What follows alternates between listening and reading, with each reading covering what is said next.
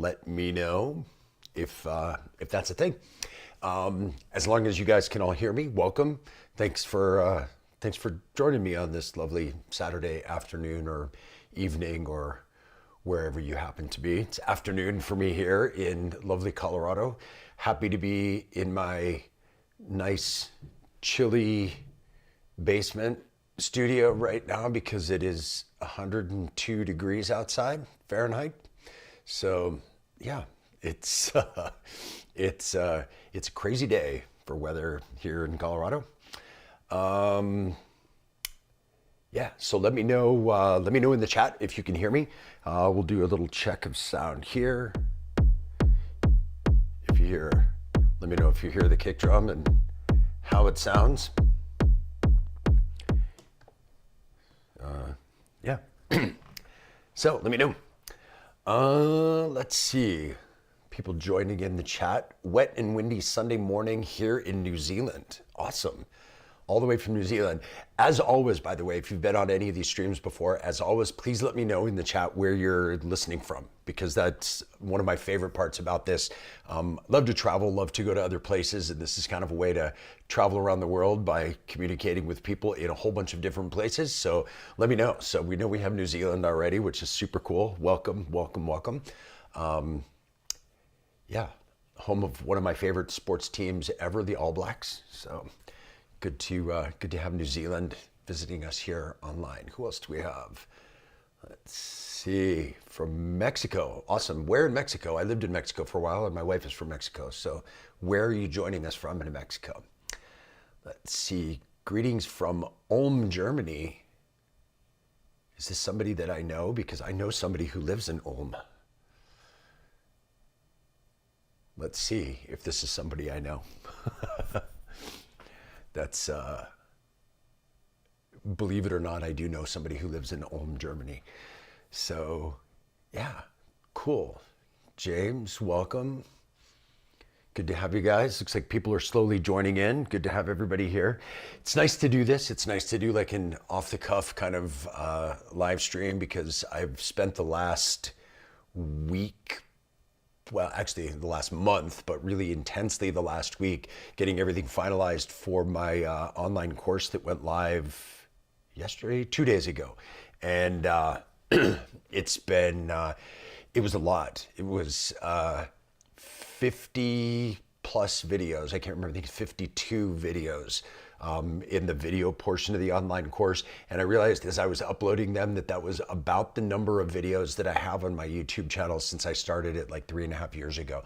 So I did 3.5 years worth of videos in one go with this online course. So yeah, yeah, it was a lot of work, but I think worth it. The people who've been taking the course, or at least who've started into it, are pretty excited. If anybody's interested in the course, today's the last day you can sign up for this cohort. The course, the video portion of it is live, and you could just jump right on and start into that today.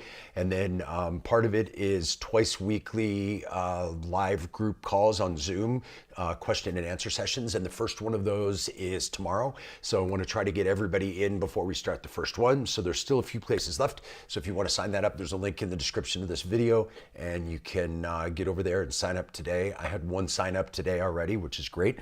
But yeah, there's still a couple spots left, and would just love to have you join in. I think you'd learn a lot. There's a lot to it for sure. Let's see who else we have here. Puebla.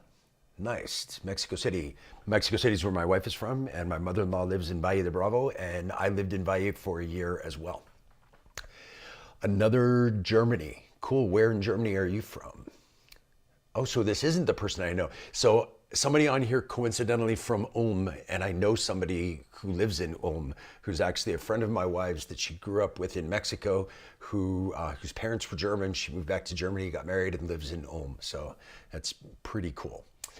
Let's see, do you do mentorships on live sets? I do, actually. If you go to my website, there's information all about that, or you can go on Patreon, and there's links to all this stuff in the description here. If you go on Patreon, there's a level of the Patreon that includes a one-on-one session once a month, and once a week video group chats, which are a lot of fun. We had our weekly one this morning, which was great. People jump in and kind of ask questions about their own stuff that they're doing. We listen to people's live sets. We kind of go over their gear, help people problem solve, all kinds of cool stuff. So yeah, if you're interested in that, we do that. And another option as well is the course, because with the course you get the video course. There's 8 group sessions over 4 weeks, so it's 2 times a week, and those are videoed. So if you can't make the live session, you can watch the video session. It also includes a one-on-one during that week, and every week you can send me up to a 10-minute recording of your live set, and I'll email you back feedback about what I heard in the live set. So yeah, a whole bunch of different ways to work on your live stuff. Everything about the course is kind of geared towards live hardware performance. So it's really focused in on exactly what we're talking about here today. So yeah, let's see what else we have in the chat here. If you have any questions or comments or anything, please chuck those in the chat. How are you loving the Perkons over any of the Digitakt gear? From Bristol, UK. Awesome. I might be going to Bristol for the big thing that's in October, the kind of trade show / show event, the Bristronica, I think it's called. I may be going, it's not sure yet, but I'm trying to get that sorted out. As far as the Perkons goes, I love the Perkons. You can see it right here over my shoulder. It's not something that I use live, and I wish I could use it live, but it's just too big. It's too big for me to travel with. A lot of my live events I have to travel to by plane, and I just can't take it as carry-on with my modular, with my other hardware. It's just too big, unfortunately. I have used it in a couple of local live sets because I didn't have to get on a plane for that. And yeah, I love it. I would say it's probably, I would say it's my second favorite drum machine. My first favorite drum machine is the Electron Analog Rhythm. I don't think that there's anything out there that even comes close to the Analog Rhythm, but the Perkons is second because it does a lot of really cool, interesting stuff. I love how immediate and hands-on it is. It almost feels like a modular because there's no menus really. I mean, there are, but it's like a different way to set that up. It does a lot of the things that the Electron stuff does, as far as like parameter locking by step and being able to record in automation and all of that stuff. So it's really, really, really cool. I love the sound palette in it. I actually have on my website, I have a sample pack that I did that's all just from the Perkons, because it does so much that I was able to do an entire sample pack just from the Perkons. And it's actually organized, that sample pack, in a really unique way. Instead of doing like kick, percussion, hats, whatever like most are, I did it based on the voice, because the Perkons has 4 voices and each one of them can be a lot of different things. So it's organized by like voice 1, voice 2, voice 3, voice 4. And it gives you a chance to really kind of play the Perkons without having to have a Perkons. But yeah, I love it. It's amazing. It's an absolutely amazing machine, and yeah, it's my favorite. I only wish that they had made the black one when I got mine. So if there's anybody out there that wants to trade a black one for a blue one, I'm all about the black aesthetic in my gear, and I would love to trade that. Although that Jet Fighter blue is pretty cool, and the story about how they chose that color I think is also really cool. But I still prefer the black. So yeah, let's see, what else do we have here? Heilbronn, Germany. I don't know where that is, but cool, welcome, glad to have you. Crazy coincidence, can you say where you can sign up for your course? Yeah, so there's a link in the description of the video. If you just go to my website, circolive.com/courses, it will take you there, and you just click on that link. It takes you right through, and you can sign up for the course. As soon as you sign up, you get access to the video course and all 50 of those videos, or 50 plus of those videos, and you can go through at your own pace and do all of that. And then it also lets you into a private group, which you have lifetime access to, as well as the course. And in that private group, we chat about a whole bunch of different things. It's a way to kind of ask questions virtually, chat with each other about things. We talk a lot about what their goals are for the course and what you're looking to do and what your priorities are and all of that kind of stuff. So, and there's information in there about how you sign up for your one-on-one and when the Zoom calls will be and the links to those. So that's all in the group. So yeah, if you sign up there, it's again, circlelive.com/courses, or you can click the link down below. So let's see here. Yes, Machina or Machina Bristonica, exactly. That's the one. I hope I get to go to it. I would love to. I've heard great things about it.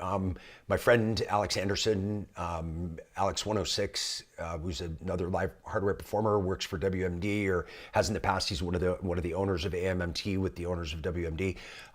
He's been telling me what a cool event it is and that I should go. So I'm thinking about it because I will definitely be at ADE at the Amsterdam Dance event, which is the week after the Bristol event. So I'm trying to decide whether I should extend my trip to Europe and go to the Bristol event. Let's see. So yeah, I hope I get to see you there. Let's see what I think about Electron model cycles. I think the model cycles is great. I think particularly if you're looking at a way to get into the Electron sequencer workflow in a way that's a little bit better priced. I mean, it's obviously a way more affordable way to do it than, you know, a $2,000 analog rhythm or a $1,000 Digitakt 2 or whatever. Definitely limited in what it can do compared with those other things, but the sequencer is more or less the same. Excuse me. And so that's kind of the key to Electron stuff anyway. I've said a lot of time, whether it's in streams or in other stuff, that Electron at its core is a sequencer company. And they attach things to their sequencer to sell them.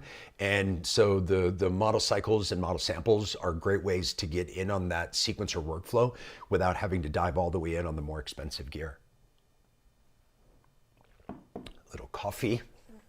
So let's see here.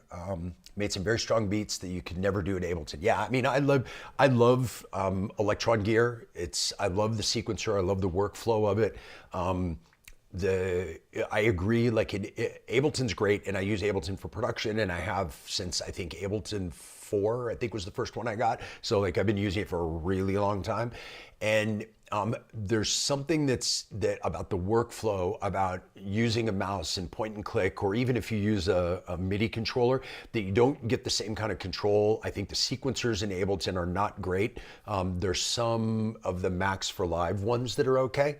And if you download those, and they're fun and they're really fun to use, but you still don't get that same kind of sequencer workflow that you get with the Electron machines. They're just that kind of hands-on workflow is amazing. And also, you know, with the Oxy One, that's what I use a lot for sequencing, melodic sequencing, and again, it's a really hands-on, great workflow that I just don't find with Ableton, even though I've been using it for years. It's funny because actually I use Ableton here in my studio to produce, and I use the Oxy One over USB to sequence Ableton, just because I don't really gel well even after all these years with the Ableton sequencers, and I find I make music that I like a lot more if I use hardware sequencers. I just feel like it's that there's something about it that inspires me to write differently than I write when I'm using a sequencer and a DAW. And I think it's a great way to combine hardware and software, because I'm not this kind of like DAW-less purist that everything has to be out of a DAW, and if you use a computer, you're, you know, sacrilege and whatever.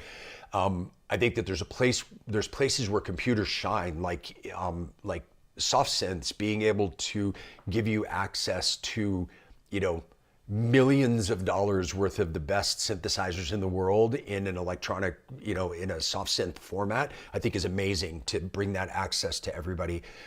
But the sequencer part is, for me, what falls really short. And so that's why I love using external sequencers, even if I'm using a DAW. So I will sequence from the Oxy One or from an Electron device or whatever. Because yeah, I totally agree with you that you make stuff that, that you could never do in Ableton. Let's see here.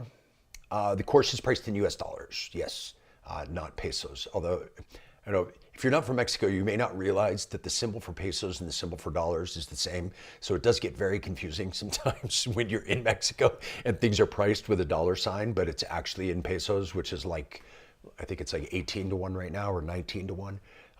So significantly left.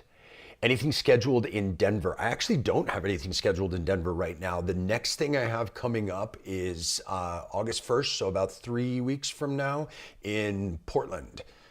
So I will be out in Portland, Oregon, if you're in that area, on August 1st. But hopefully I can get something done in Denver soon. It's funny, I play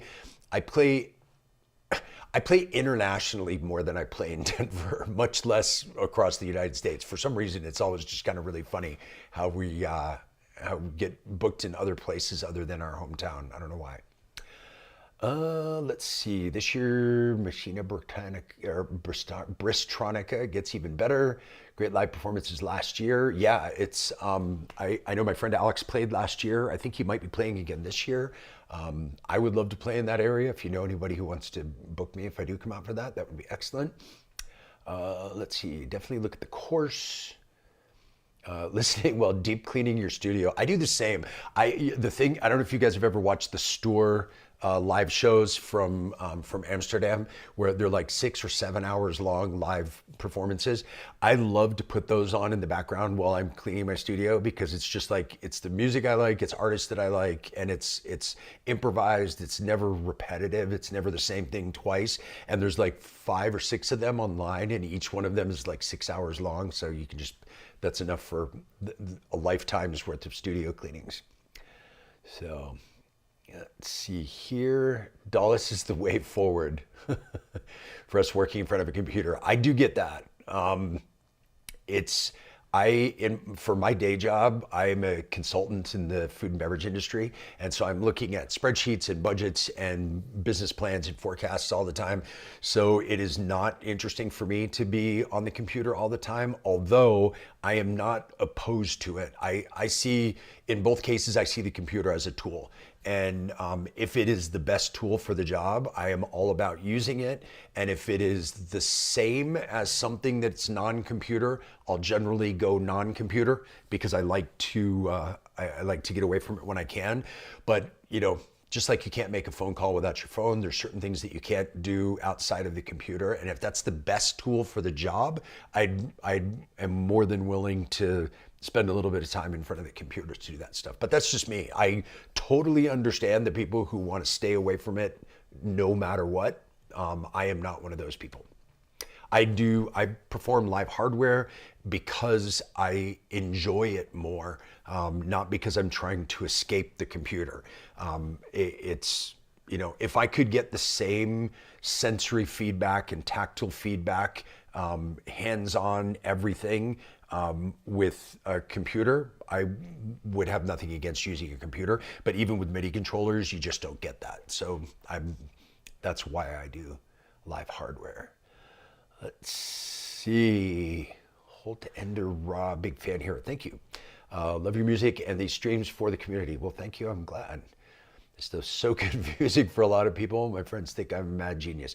I totally get that. And that's one reason why I love these live streams too, because I love this stuff and I really enjoy it. I really have a lot of fun. And there's not a lot of people that get it in my everyday life, my work life, things like that. So things like these live streams are an opportunity to connect with people like all of you that are on the stream right now, connect with people who do understand it or who are interested in it. And we can talk about things that I really love that I can't talk about with a lot of other people. So I really appreciate that. And I appreciate that it's helpful. I mean, the whole reason I started this YouTube channel in the first place and also started doing these live streams is at the beginning, the YouTube channel was, I was moving into doing more live performance after having DJ'd for about 3 decades. and there was a lot of things I was trying to figure out, and I wasn't finding the information I needed. Excuse me. So I wanted to put out there the information that I wasn't finding, that about how to do things, or as I learned things, trying to get that information out there. So that was the whole point of that. So it looks like that's it for the chat right now. If you've got other questions, please chuck them out there. Comments, if you want to chat with each other, that's great too. We'll go a little bit into this, which is maybe a bit different. It's not working exactly the way I wanted it to. Hold on one sec. It's not supposed to be a blank thing. There we go. Now we can see me and the stuff. Wanted to talk a little bit about the live setup and how it is now and how it has changed just recently, and why, and what that looks like and why. So if you've seen these streams before, or if you've seen any of my performances before, you'll know that my live setup looked a bit different from this until just recently, and so I have changed some things up. And just as a little insider tip, there's going to be another change up coming soon, because I have a new test module coming this week that I'm excited to put into my modular case, which has the potential as one single module to really throw a wrench in a good way in the way I have my setup organized, to be able to get things. I don't know, I'm always trying to look for ways to evolve the setup into something that works better for me and is more dialed in for me. So it will constantly be changing over time, and that's something that you'll see. So what you'll notice is that one thing you don't see here is the Octatrack, and that has been a staple of my setup for a long time. Particularly using EasyBot's amazing performance template. I found that it was a big piece of gear to take with me when I was trying to reduce down the amount of gear I was taking, and the majority of the things that I was using it for, which I'm the first to say I was using a very small portion of everything that could do, but for that small amount of things that I was using it for, I actually find that I'm able to use this new module, which is right up here, which is the new Oxy Meta, and it's a performance effects module, and it's only 6 HP.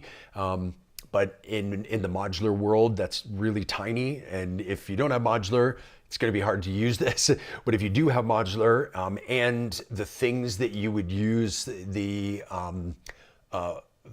things you need performance effects for, this will cover a large portion of those. These performance effects that this has are basically really similar to what you would find in a DJ mixer. So like in a Pioneer DJ mixer, they would have that performance section for things that you can use to transition between songs or do build-ups or breakdowns or things like that. And this has very similar things to that, plus a few that you would not find in a DJ mixer. So it's very cool, but what it allows me to do, I wish I could still have all the capabilities of that, but what this allows me to do is reduce down a piece of gear, or potentially repurpose that same piece of gear. But we'll talk more about that when I get the new module in my case and see what it actually does there. But yeah, so that's like the first big change here. The next change that you'll notice is Digitakt 2. This has been in for about, I want to say like 2 months now. Since right when it came out, I got this, and it's become super important.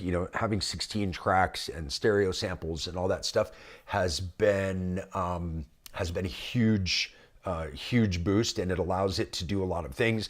It also allowed me to pull some stuff out of my rig. I used to have a sampler in my modular case, which I pulled out. I had the assimilator in here, and I don't need that anymore now that I have multiple tracks and I've got stereo samples in the Digitakt. And I also used to use a 1010 black box as a sample player to play longer samples, so like vocals or atmospheres, because it would time stretch. And now that I can do that with the with the Digitakt 2, I was able to take that piece of gear out. So my whole thing is to try and like reduce things down. And the Digitakt 2 came out with a bunch of new capabilities that the one didn't have, which allowed me to reduce down other gear. Because I already had the one in my setup, as well as the Syntakt, as well as the assimilator in my case, as well as the 1010 black box. And this kind of pulled all of those out of here. The Syntakt I was just using for extra voices, and now I have those voices on the extra 8 tracks of samples that I can use for sound sources. So I still have 8 tracks of drums like I always did in the Digitakt 1, but now I have an additional 8 tracks which are taking the place of tracks that I was using in the Syntakt. And yeah, and because some of those can be longer time stretched samples, that eliminated the need for the 1010 black box. So reduced everything down by a bunch, and this is a much tighter setup that will be easier for me to travel with, and yeah, a lot smaller with all that stuff. So before we jump into a little bit of music here, let's check about any questions we have here. No, it's not all black panels anymore. It's funny you say that. I can get a black panel for the Coslin, which I probably will, but the Shakmat Battering Ram, which is my new favorite kick drum I've ever heard in my whole life, does not come with a black panel, and nobody is making a black panel for it yet. But as soon as somebody does make an aftermarket black panel, I will grab one for sure. I'm all about the all black look, but I don't mind having a couple silver ones in here if they're good. And these two are such amazing modules that I'm willing to give up the superficiality of the all black aesthetic to have some really, really amazing sounding modules in my case. And we'll talk about those in a minute as we jump into the music. So let's see, what was that last one? Hi, I'm a 13-year-old kid from Manchester. I love techno production. Is there any way to have a setup like yours for the cheap? Well, first of all, welcome. I'm so glad to hear that there's somebody your age who is interested in this kind of music, because yeah, that's the future of this kind of music. And so awesome. The best way, if you wanted something, particularly with the modular side of it, the best way to go is with VCV Rack, which is a way to do it in a virtual form as a plugin in a DAW. So then you can mix around modules, you can practice connecting and figuring out what kind of pathways you like. And then if you want to go into the real hardware version of modular, you would then start buying modules bit by bit over time, rather than just kind of jumping in with everything all at once.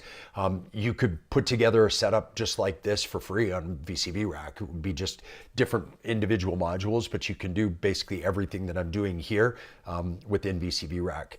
And then same sequencers. Hardware is not an inexpensive thing to get into, but it isn't something that you have to go in all at the same time. So you can build it up over time. And if you want to start, I would say start in the box with VCV Rack and kind of build up slowly from there. Kind of replace the modules in VCV Rack one at a time with modules from the non-virtual world, and get them out there. But the most important thing is to just get out there and get started. As far as the hardware side of it, there's ways, I would say look at secondhand gear for sure, and look at kind of the last generation of stuff. So you don't have to get, a Digitakt 2 for, €1,000 or $1,000. You can get, a Digitakt 1 on the used market for 500 or less, like half the price of this. And kind of the same with all the other gear that's out there. You can get last version of it, and that'll be a less expensive way to kind of get a cheaper way for sure to get into everything. Let's see. James says, stoked about the Meta. Any demos or info you can divulge? Yeah, so we'll get right into that in just a minute as soon as I run through these questions here. Digitakt sampler, yep, samplers are the way to go if you like that workflow for sure. Digitakt 1, yeah, exactly, 400 pounds, you can just jump right into that. It's about the same price here in the States, about $500. VCV rack. I'm glad to see we're all on the same page. You guys are recommending the exact same things that I'm recommending here. Supposed to make a pedal version. Oh, that's cool. I haven't heard of that at all, but that would be pretty sweet. Hey, what's going on, unknown artists? Good to see you here. What's happening, GearTube? Let's see, just got the Digitone yesterday. Awesome. The Digitone was something I had for a long time. When I got the Syntakt, it kind of replaced it because I didn't need, the reason that I was using the Digitone in my live setup is because I wanted multiple voices in that box, and the Digitone gave me 4 voices in one box. Then the Syntakt came out and it gave me 12 voices in one box. So I was like, you know what? I wasn't so attached to the FM thing because I have FM synths in my modular. I can sample FM, so it wasn't really that, but it's a great sounding machine. I love it. I wish it had more tracks. Hopefully there'll be a Digitone 2 at some point, which will have more tracks. That would be awesome. But yeah, just use a Sharpie. It's funny you say that because I've done that before. I had this little module that was kind of a USB power supply for plugging in like a lamp, and it only came in silver, this Doepfer module, and I colored it in with a Sharpie because I couldn't stand it. Kangaroo Island, South Australia. Awesome. Welcome, welcome, welcome. I used to live in Australia as well. I lived all the way on the other side though. I lived in the Whitsunday Islands, way, way, way up north. But welcome to Australia. Let's see, find friends to share gear with from a live band. Yeah. Waited for the Digitakt 2 to come out and scored a 1 for €390. Yeah, that's the way to go. I mean, if you don't need the features of the newest thing, don't waste your time on the newest thing. Like you can see kind of underneath my picture here, I have the Analog Heat Plus effects. Electron sent me this one, so I fortunately didn't have to spend the money on it. But I do have a regular Analog Heat Mark II, and if all you want is the saturation and the drive from the Analog Heat, get an Analog Heat Mark I, not even a Mark II, and you can get those super cheap, and you're going to get the same thing. It's because it's the same drive circuit, it's the same saturation, so you don't have to spend money on the new one. I use the Plus Effects for 2 different things. One is for the way the compressor works, and I just use it like super, super lightly. And the other one is, most importantly for me, the bass mono. I wish there was somebody who would just come up with a pedal that would do just bass mono. I think that would be an amazing thing for live performers, because to be able to mono and change the cutoff, the crossover frequency where you switch to mono is super valuable. So I have this one set so that everything below 200 hertz is summed to mono, and then the other stuff above it is stereo. So that way, if you're playing in a club that has a really great low end, you don't end up getting like low end frequency, like phase cancellation from the 2 sides being different from one another. And so yeah, it's great. It's a great feature. And if anybody knows of a pedal for that, let me know, because I get asked about that all the time. And I was thinking, that would be a great thing for somebody to come out with. So if it's already out, please let me know, and I will pass that on to people. Wish I'd done that at your age. Yeah, exactly, right? Like to be 13 and to get started in this, by the time you're an old man like me, like you'll have decades of experience. That'll be amazing. Do you think it's okay to separate synths with a DJ mixer but connect them with the MIDI cable because of BPM?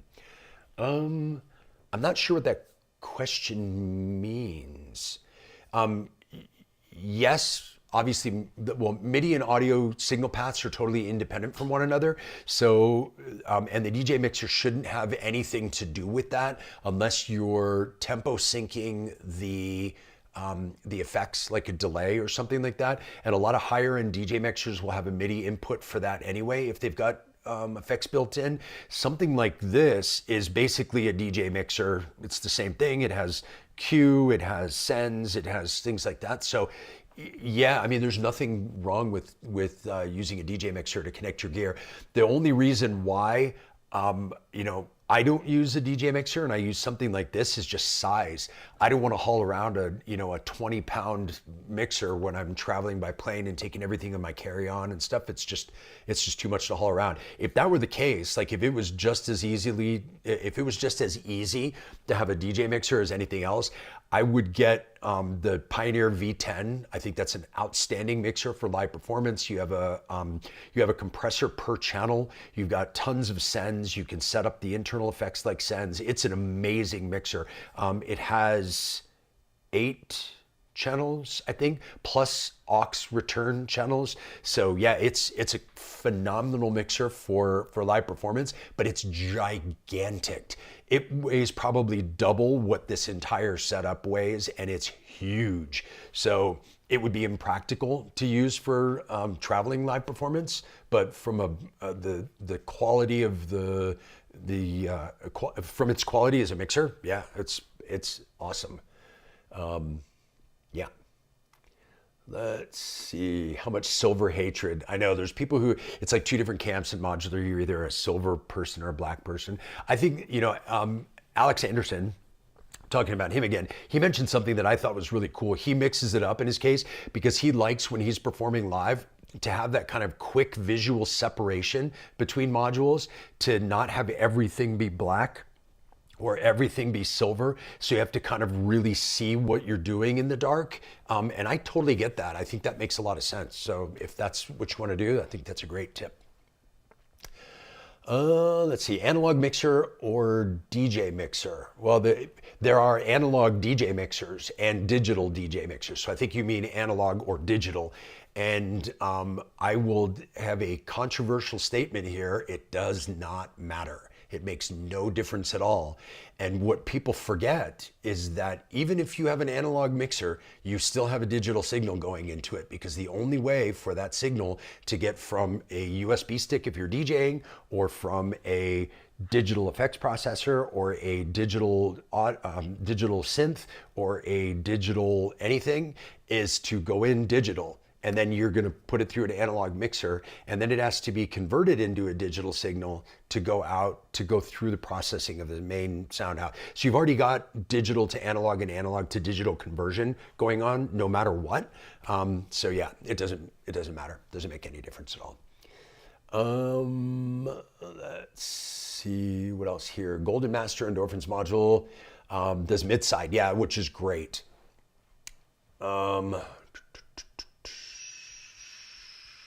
But that's mid-side compression. But it's not, does it have mid-side stereo widening? So you can sum 2 stereo signals to mono under a thing? I don't think it does. But if it does, let me know. That's cool. I should send them a message and ask them. Just paired the ALMs with the Zagreb. Yeah, silver is clean. I like it. Let's see. DJing is starting to get into techno production. Very privileged to have a dad that owns a record label. Oh, nice. Awesome. Yep, it's important to have the people support you in what you do, because otherwise people will look at you like you're totally insane when you want to spend your time alone with headphones on, messing around with music all the time. I think that's excellent.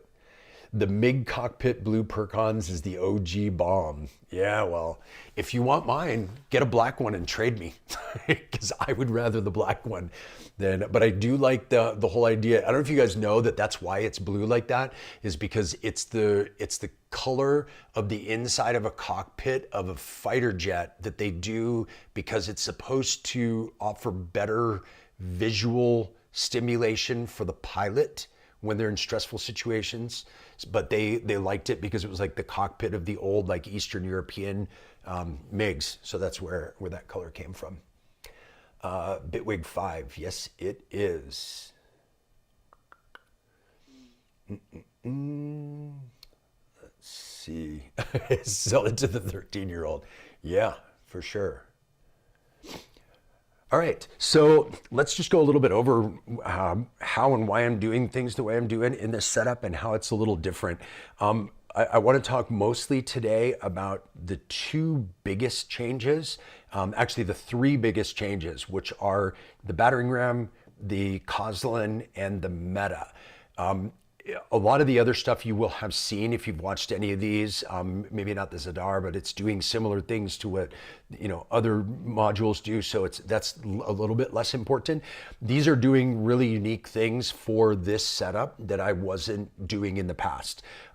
So first and foremost, the Battering Ram, I had never had drums in my case. My drums were always coming externally, either from the Digitakt or the Analog Rhythm. And even when it was the Digitakt, they were coming from the Analog Rhythm. So I was making those in the Rhythm, which is a whole section in the course that I just put out, was how to make those drums in the Rhythm. And then resampled and put them into the Digitakt. So because I wanted real control to be able to make the drums I wanted. And I never found a modular kick drum module that I really liked. There's some good ones out there, but I could always make something better in the Rhythm. And so I never found anything that I liked. Then I saw a demo online for the Battering Ram and I was like, oh, that sounds interesting. I want to check it out. And when I was at Super Booth, I got a demo from Francois that owns this company and Bryce, who works marketing for them. And those guys showed me this module and it absolutely blew my mind. The sound quality, I have never heard anything like it in a modular or out of a modular. It was just the power behind it and the ability to dial it in is unbelievable. If any of you use Ableton and you're familiar with, well, if you use Ableton, I'm sure you're familiar with the drum bus. One of the internal plugins that comes with Ableton, which is kind of like the magic secret sauce for making your drums sound amazing. Drum Bus was designed by a Belgian guy named Mark Nostromo, and Mark Nostromo paired up with Shakmat to make this drum, to make this kick drum. So for anybody who's ever used Ableton and has used Drum Bus, you know how amazing it is for making kick drums that sound so great. And that same person who's responsible for that paired up with Shakmat to make this module. So it shows you the pedigree of what went into this module. I love it because you have a lot of control over all the different areas of all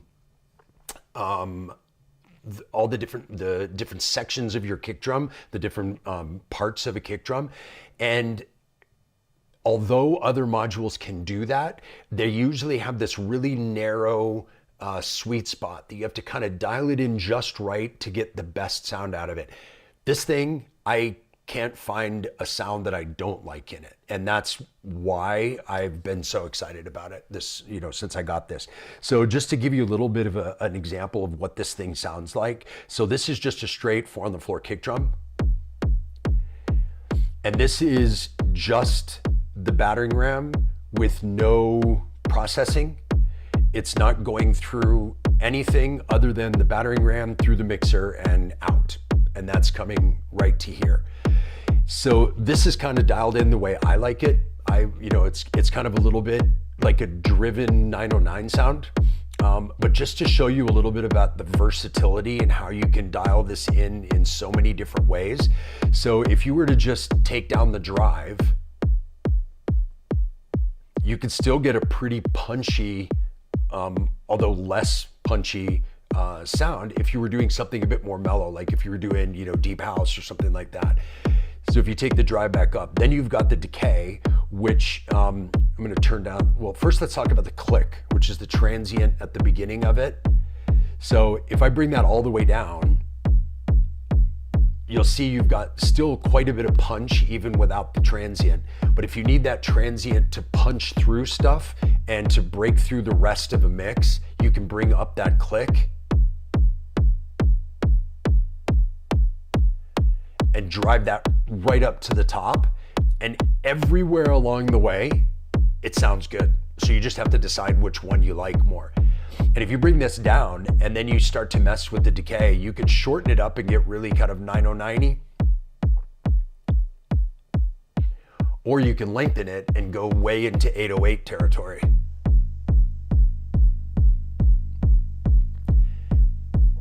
Drive that and then add a little bit of the click back. And then of course tuning, you want to go real 909, you can turn this way down.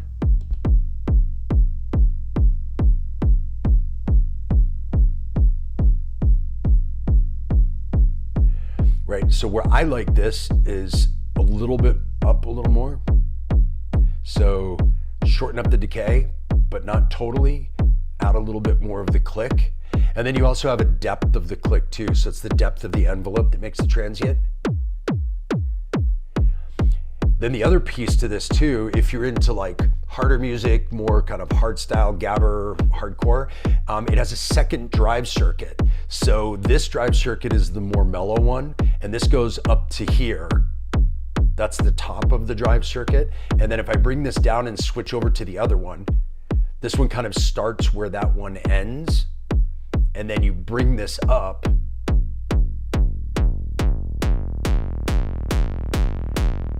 Then you add click to that one, tune it up.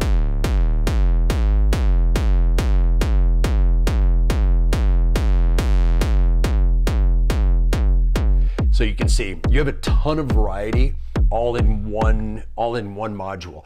And because it's just full of sweet spots like that, like no matter where you dial it in, it's why I love it for live performance, because you don't have to screw around a bunch like trying to make it sound good. It just sounds good. And so that way you don't have to think about it.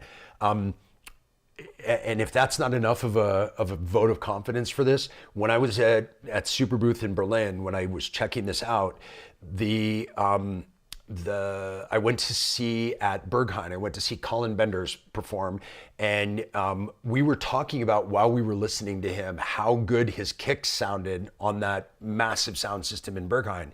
I found out from the Shockmat guys that the day before they had given him this module and he used it that night. He came back after his show and he said for the first time in years, he didn't need to layer kicks to get the kick sound that he wanted, and that he had done his entire performance using only this for kick drum sounds.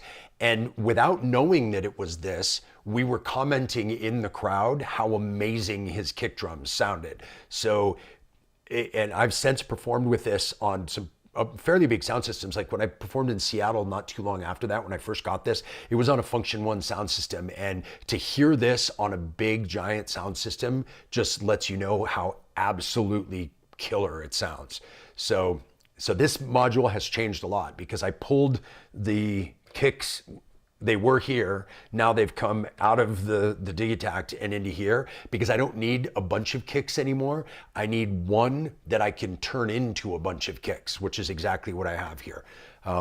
So this module is the first thing that has kind of really dramatically changed things.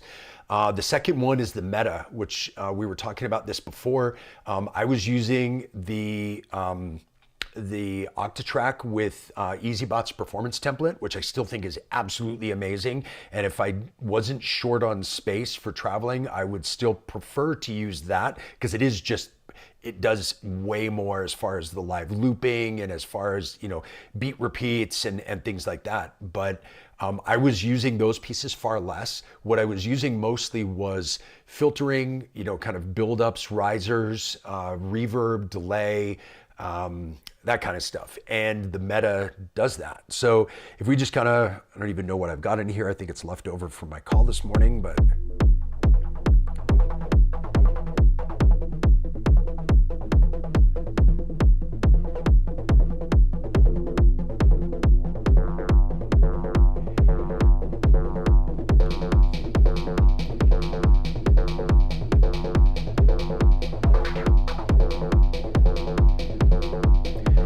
So if we were just kind of cruising along with something like this, we've got, for example, a high pass filter,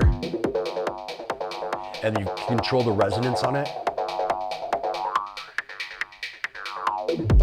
And it has a kill switch on it, so you can kill it to drop back into whatever you're doing.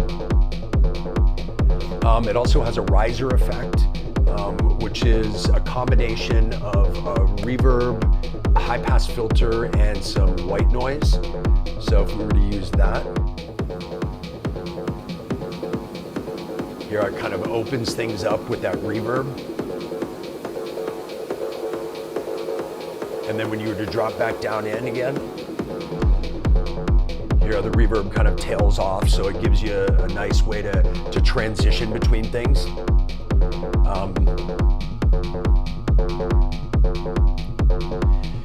Then you've got just like a traditional reverb, which I would normally take out my kick if I was just gonna do just reverb.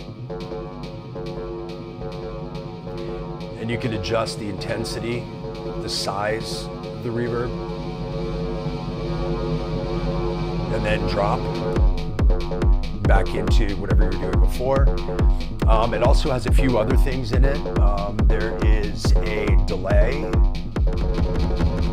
which you can adjust the timing of.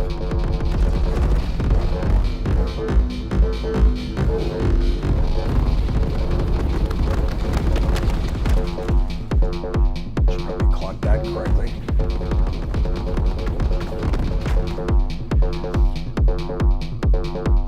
And that is clocked. It's a clockable delay, so you can have the timings be like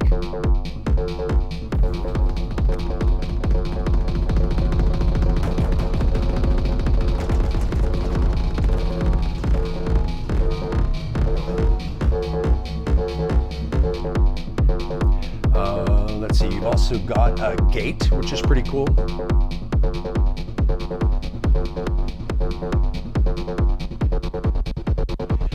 So you can use a gate effect. You can also adjust the timing of the gate.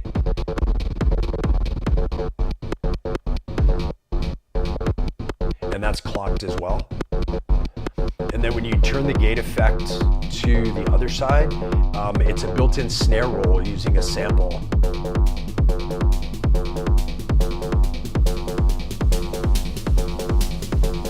And you can change the timing of that.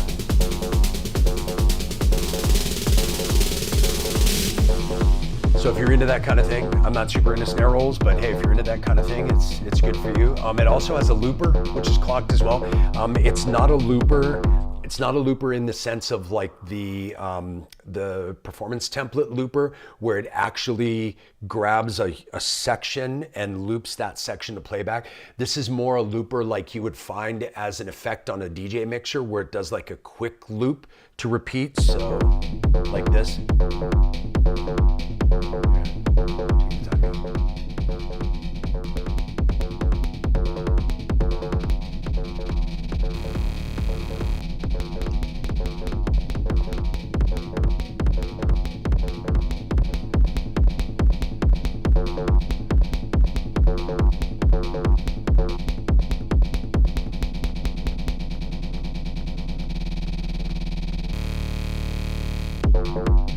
So you can see it's much more like a Pioneer DJ mixer style looper rather than an actual looper like what the EasyBot performance template has, where it grabs a section that you can loop and then change things up in your system and then use that to transition back.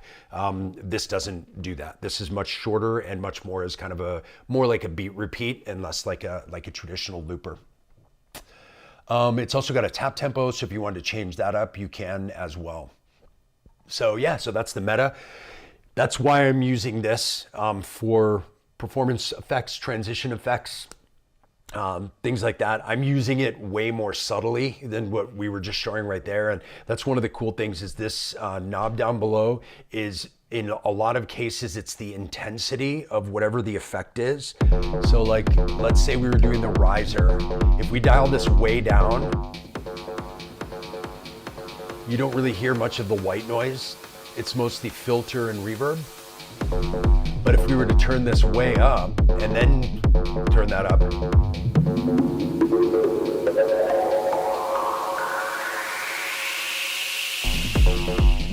right? So you get resonance on the filter and more white noise. So it just kind of increases the intensity of the effect. And with the other ones, it's the timing. If it's a clocked effect, it can change up the timing. So yeah, it does a bunch of cool stuff. And for something that only takes up 6 HP in a modular case, it's pretty amazing. So 6 HP instead of a whole big expensive machine that I was hauling around. I save the space. I don't run the risk of unnecessarily beating up my Octatrack and that stuff. So yeah, So that's what that was. That's what that was for, mostly. And then the other piece, just to talk about really quick, is the Coslin. And what the Coslin is a frequency shifter. So it's not a pitch shifter. There is some shift of pitch because obviously you shift the frequency, you change the pitch. But what it does is it splits frequencies into left and right, so it can make something that's mono stereo, and it shifts those in differing amounts depending on how you dial it in. And then you can shift that frequency, so you can get everything from kind of FM sounding effects all the way up to completely twisted, distorted sounds. And I have this set up in my case on a send from that I can send from any one of the channels. And I have the send set up as a pre-fade send, meaning that I don't have to have the fader up for the sound to go. I just have to dial in the send of the aux send. So what that allows me to do is send things to the Coslin, then send things from the Coslin through the Ghost, and bring those in on the Coslin and Ghost channel, even if I don't have that voice up doing anything. So I don't just have to add more, I can do this instead of, or in addition to. So like going back to what we were just listening to. So like, let's say we have the Basto Pizza. So that's it by itself. If I was to just send that to the Coslin without being up at all, so I can dial this in. This is kind of with no frequency shifting. But then as I start to shift the frequency,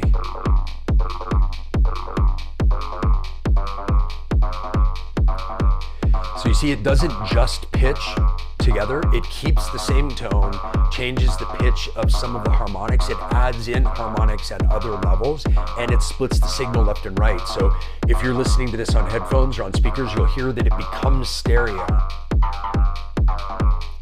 And that's from something that's a mono input. Then I also have that running through a filter, so I can frequency shift and then I can filter.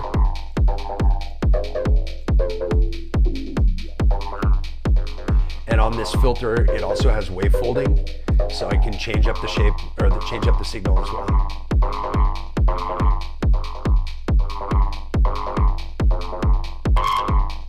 Sorry about that.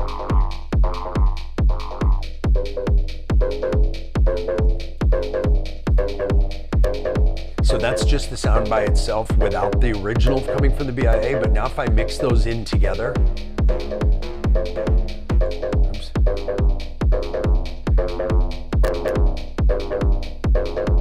it becomes a mixed sound that adds something to the first one. So this is without the Coslin.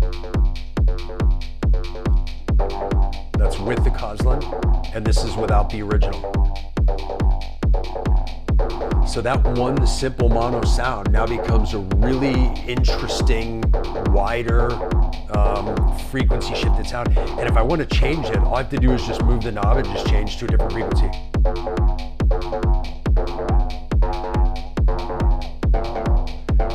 The other thing that I can do with this setup this way is, because it's on a pre-fade mix and it's on a send for everything, I can send a whole bunch of different things to the Coslin at the same time.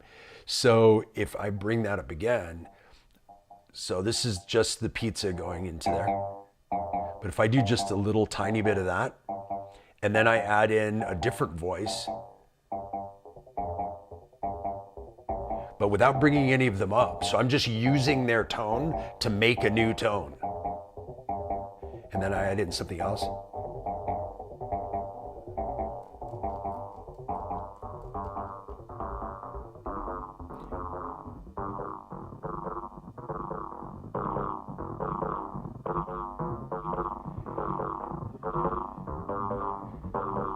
So this is now a whole new sound that I have filter control over. And I also have the ability to send this to my kind of master effects send, the Ghost. So listening to how this will.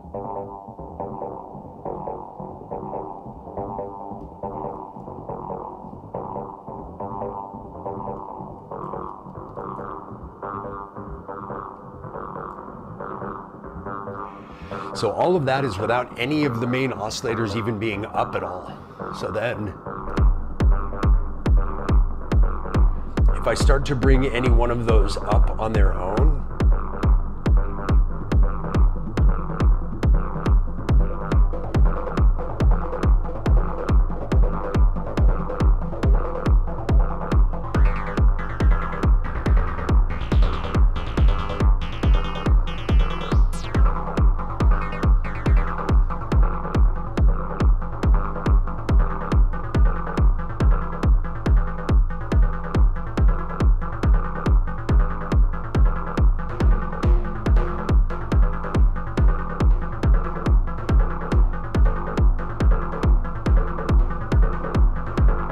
so it gives a lot of control over each individual thing. So the effect send, the frequency shifting, and then the individual sound. And again, just to change up the sound.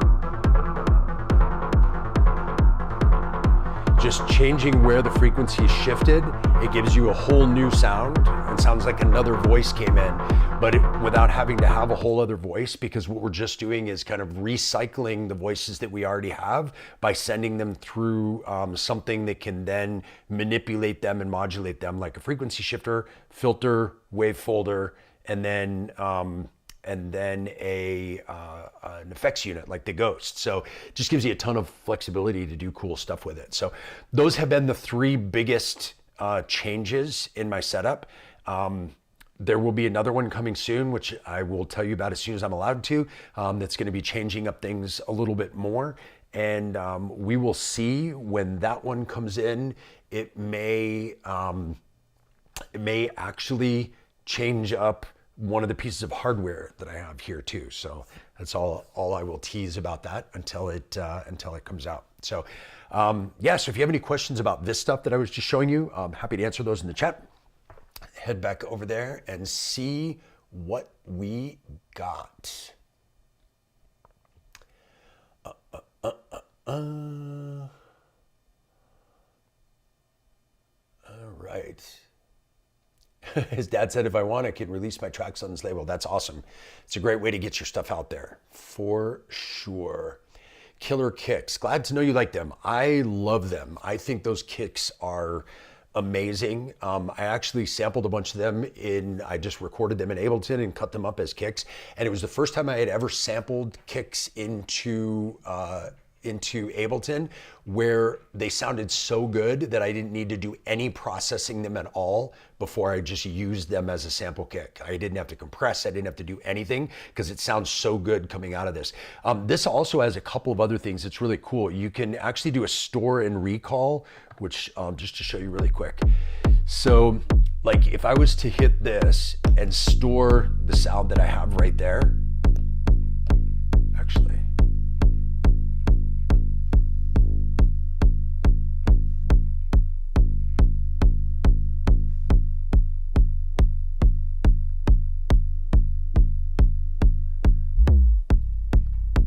see if I can get this here.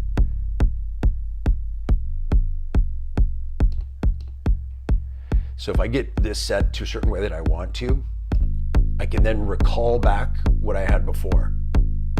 So it allows you to basically, if you wanted to do something like change it up for a certain part of the track and then go back to where you were before, or if you want to change things up for a breakdown and like take out, you know, the body of the kick and just leave the transient, or take out just the drive, or whatever you want to do, it allows you to do those things and then basically just go back in and recall a preset position that you had. So yeah, it's pretty sweet in that sense. The other thing that this does is it has a built-in high pass filter. So it cuts everything below 30 Hertz. So if you are concerned about your mix and you don't want to have to run things through a DAW or another filter or whatever to be able to cut out that unwanted low end that's gonna below the hearing level, you can just hit this high pass filter and it takes off below 30 Hertz. It also puts out it has an envelope out, so you can send out the envelope that is driving your decay and that you can send out and do a bunch of stuff with it. You can also hit the button and invert that envelope, so you can send out an inverted envelope that aligns with whatever your kick drum sequence is doing, and that allows you to, in effect, push out a side chain. You can push that out to your VCAs and have it duck the volume whenever the kick hits. And then when you change up your kick sequence, it is actually acting just like a side chain, even though it's not a compressor, and it will just dip your VCA, just like a side chain compressor would dip the volume of whatever it was side chaining. So really handy to have those tools all built into this and built into something that's so small. So yeah, so that's why this is the way it is. Let's see, what else do we have here? Did you have the Ghost module before? Yes, I've had the Ghost for a while, over a year. How does the Meta compare to it? Apples and oranges. The Meta is very much designed as an end of chain performance effects module, transition effects, performance effects, where the Ghost is more of a multi-effects processor. So it's more what I would call like a sound shaping or sound design effects unit. So I use it like in what you were just listening to. I'm using it to take a sound. So this is the sound going through the Coslin. This is just the sound by itself. When it goes through the Ghost, I have the Ghost set up so that it does delay, reverb, a little bit of distortion, all kind of layered together with a filter that I can use to pick out harmonics, and that gives me more of a sound wash. So all of that you just heard come in is the Coslin going through the Ghost. And I can change the filter cutoff on the Ghost to kind of pick out different frequencies.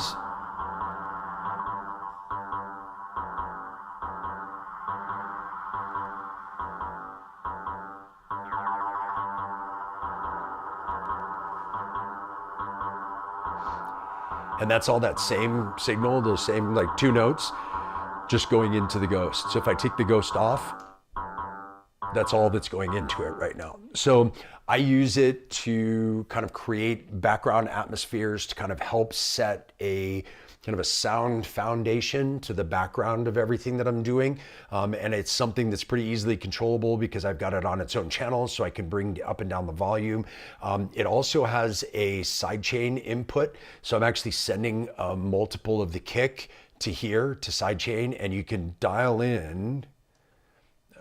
Let's see here.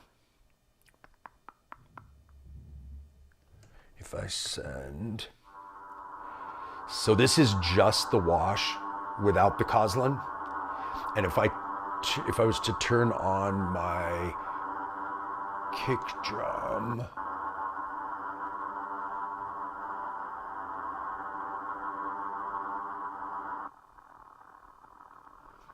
let's see, I've got this up too high here.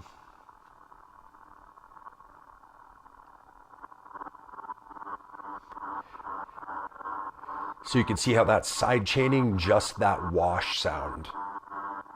So even though I've got the separate envelope going out to each individual thing, this keeps that wash from kind of overpowering the mix and sounding muddy.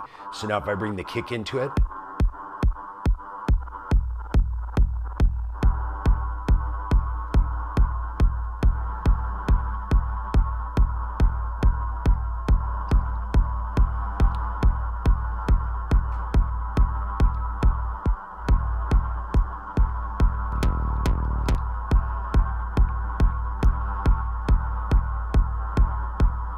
so it gives me a little bit of,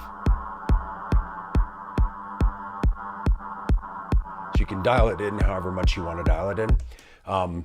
And that gives me just control over that sound floor. So if I want to get that kind of sidechain pumping feel, I can do something like that, or I can just dial the sidechain down. It's got an amount, it has an attenuator built into it. So you can attenuate the amount of that kick sound that's coming in.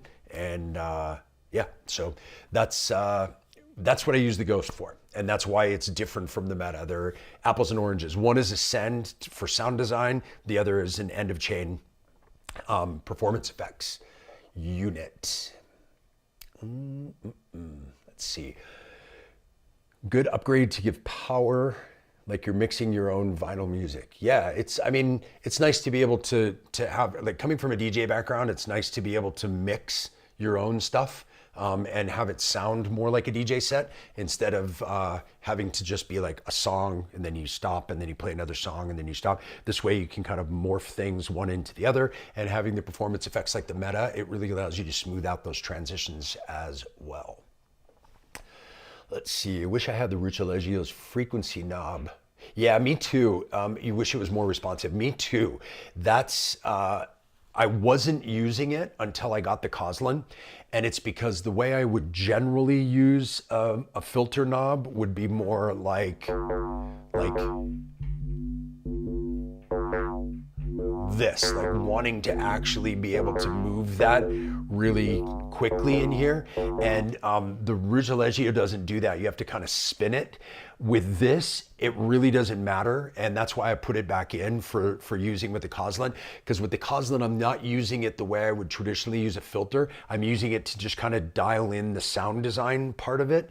And that's because of that. I do wish that they had a setting that you could change it so that that knob would act more like a regular, like a filter cutoff knob. I'm not sure why that creative choice when they made the module, but it doesn't negatively impact what I'm using it for here. But I totally agree with you, because it did negatively impact before, and that's why I didn't have it in my case for a while. So let's see here. I didn't know the Oxy Meta. Yeah, it's brand new. It hasn't come out yet. I need to rethink getting the CLRS for mod. So the Modbap CLRS is a bit different, and I think you need to look at it the way you want to use your performance effects, because that module is, it's really good being able to have the buttons, and the way that you can kind of tap things in and out is really cool and really immediate. So I would definitely not look at them as like which one's better than the other. They're just different. They do really similar things, but one of them is more of kind of like the knob sweep style of like move things in, move things out, build-ups like that, where the other one has a lot more responsiveness to being able to just kind of like tap and put things in and really play as a playable effect, where this is much more of like really a transition effect. The Modbap one, you can hold it down and have it transition, or you can tap it and use it as more of a playable thing. So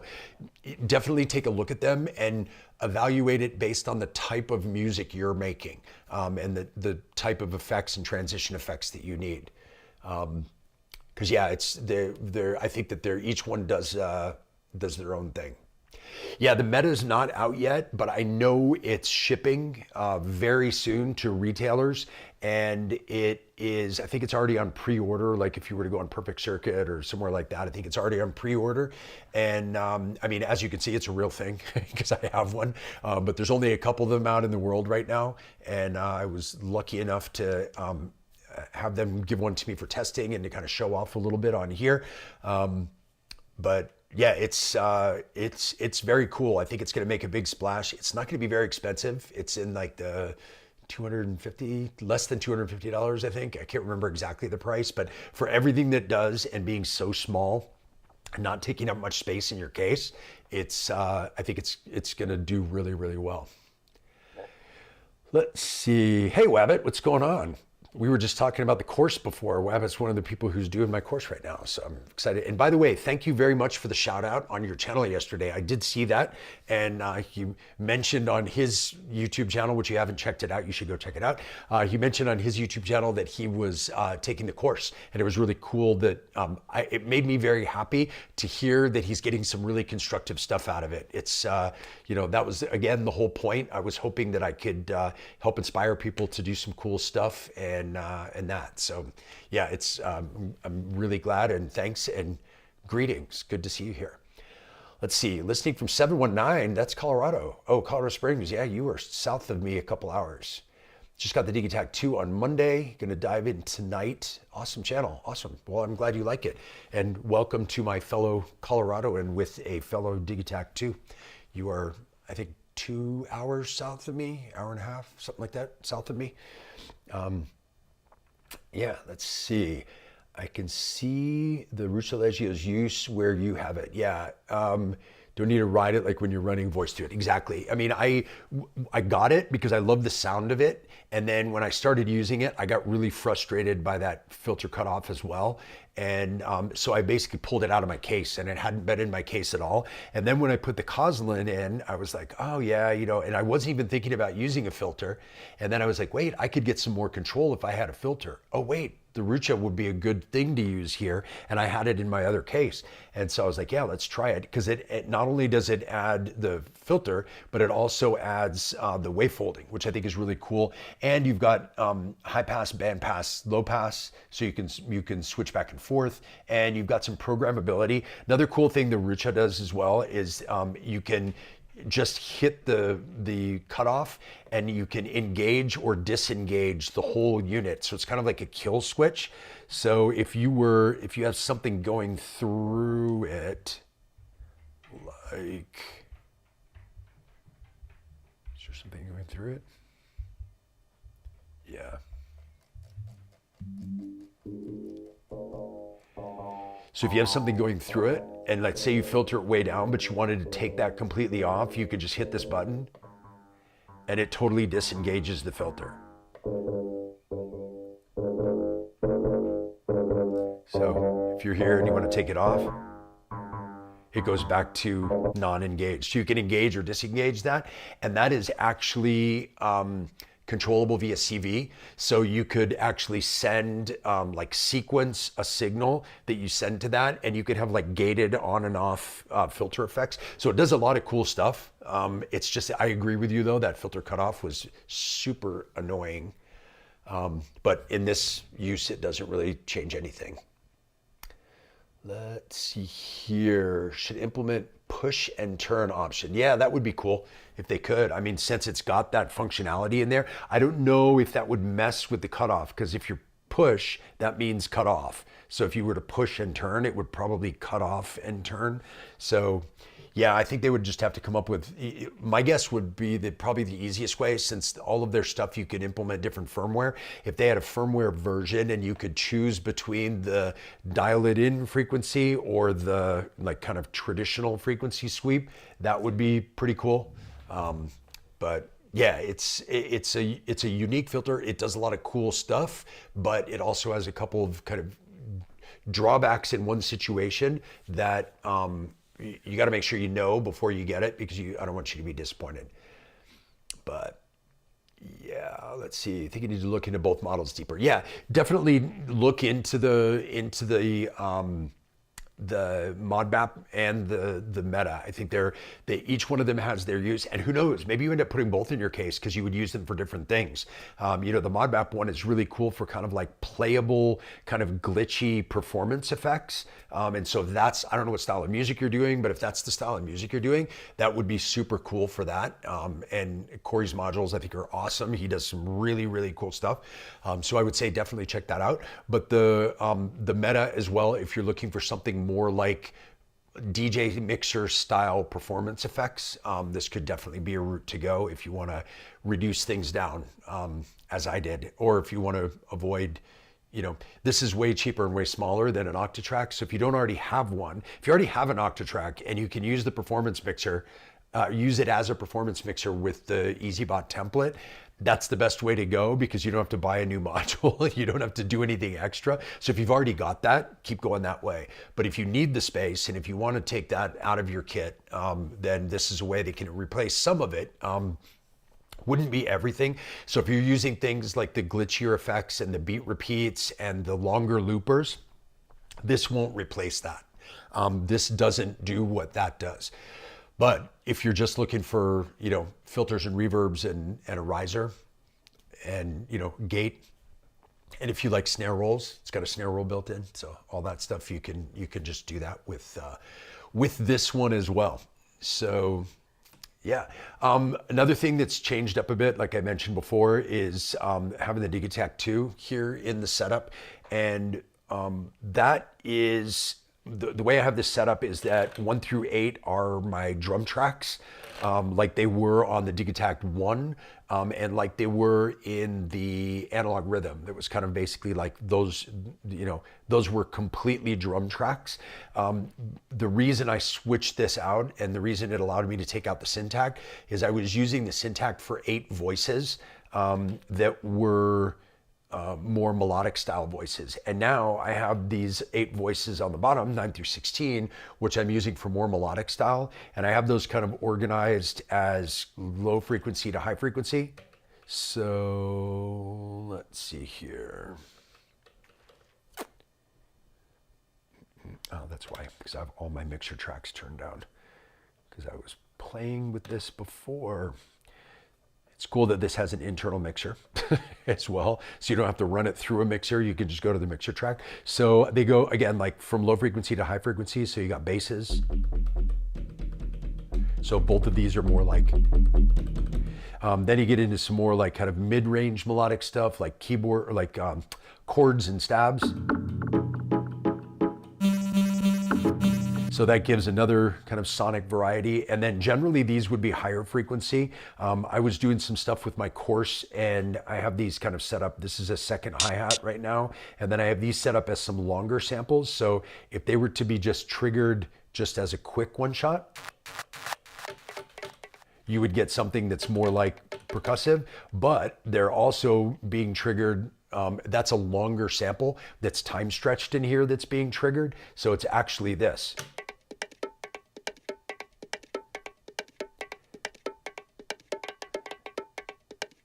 So that's the full sample. So now, because I can time stretch that sample, I can just put that in here, have one trigger, and then, so let's see here, go into track 16, make sure that,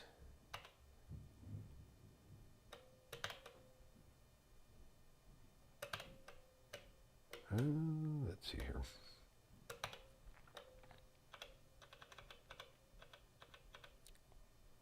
Yeah, so now I've got this set so that if I was to play this, I can get one hit.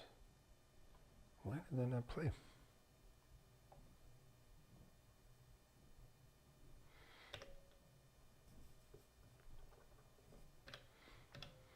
That's why, because I have it shortened way down.